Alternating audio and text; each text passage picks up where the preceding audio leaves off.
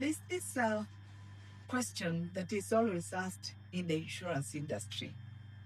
How are insurance executives normally chosen? But you know what? Nobody can explain it because it's not written anywhere. This question was asked many times. Why them? Why not me? I asked the same question because I thought if we had the same experience, better qualifications, sometimes better results than them.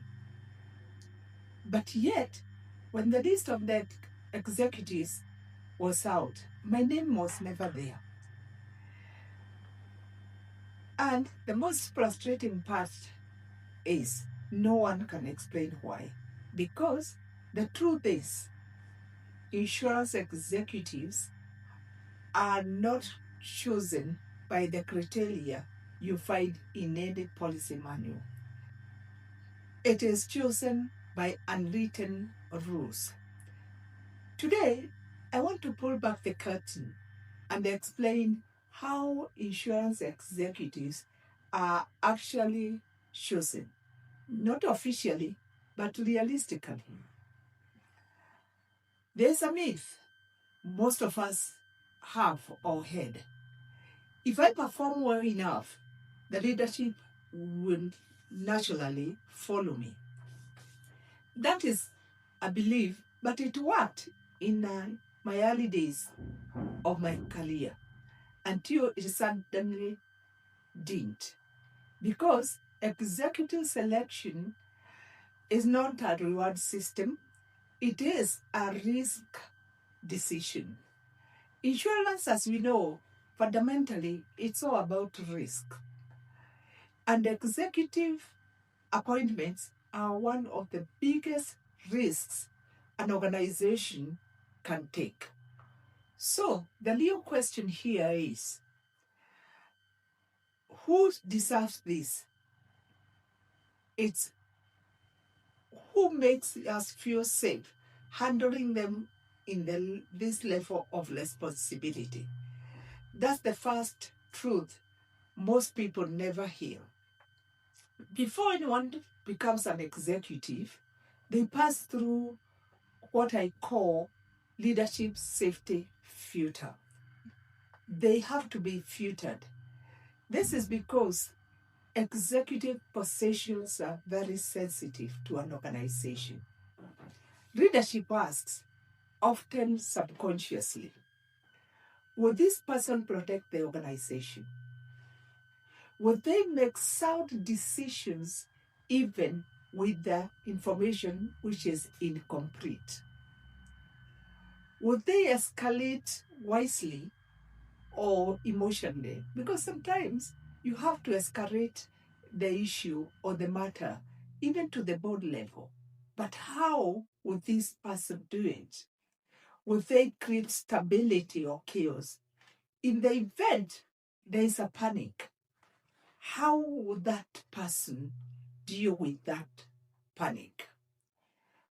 Notice what is missing: effort, hours worked, how busy you are. Executives are chosen because they lower anxiety, the board anxiety, the employees' anxiety, not because they raise performance metrics. And this is why many top producers stall. They increase output, which is true, but they don't reduce risks. You have to control risks, you have to identify risks, and you have to reduce risks by mitigation or by controlling it.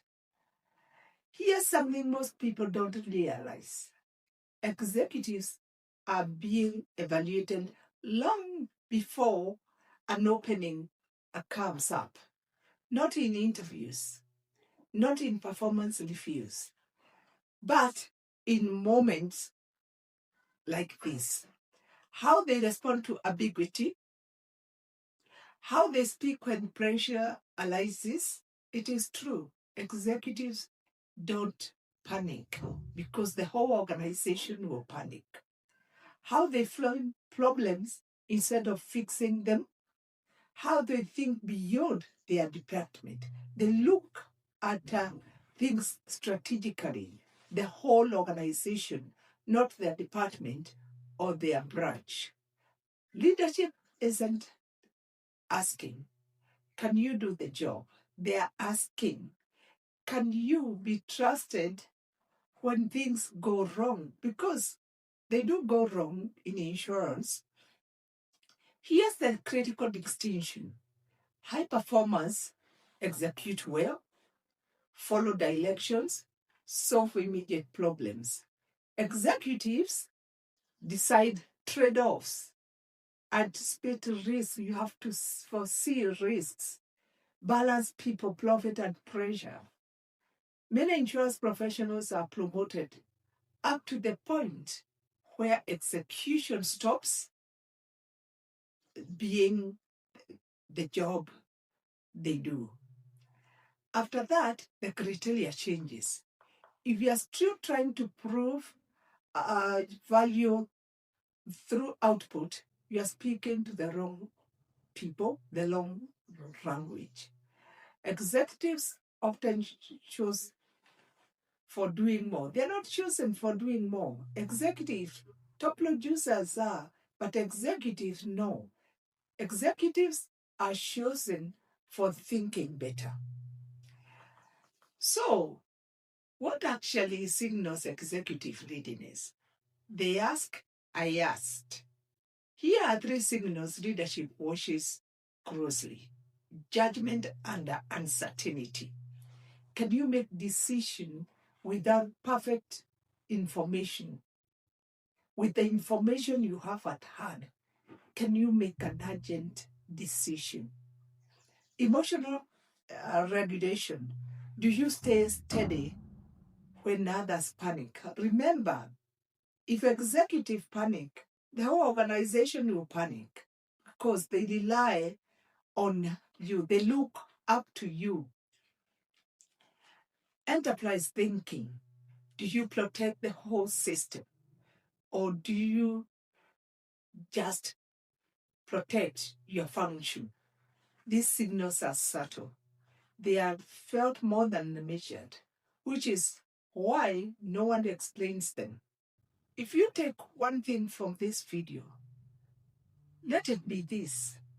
Executives are not chosen because they are impressive, not political, not because they are the best producers. They are chosen because they are reassuring. Reassuring in judgment, reassuring in presence, reassuring in decision making. And the good news is, this is learnable. You can learn to do these things. You can learn to go to the executive level, but only if you stop playing the performance game and start playing the leadership perception game. If you are in insurance and you're wondering, am I being seen as an executive lady or just reliable? I would advise you to take my insurance leadership readiness assessment. It shows you how leadership currently experience you, where your executive signals are strong and where they are missing.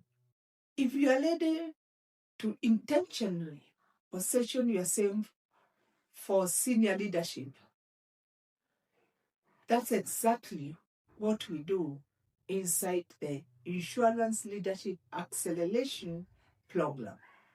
Because the truth is, executives aren't chosen by accident. They are chosen by perception, and perception can be changed. I'll see you in my next video.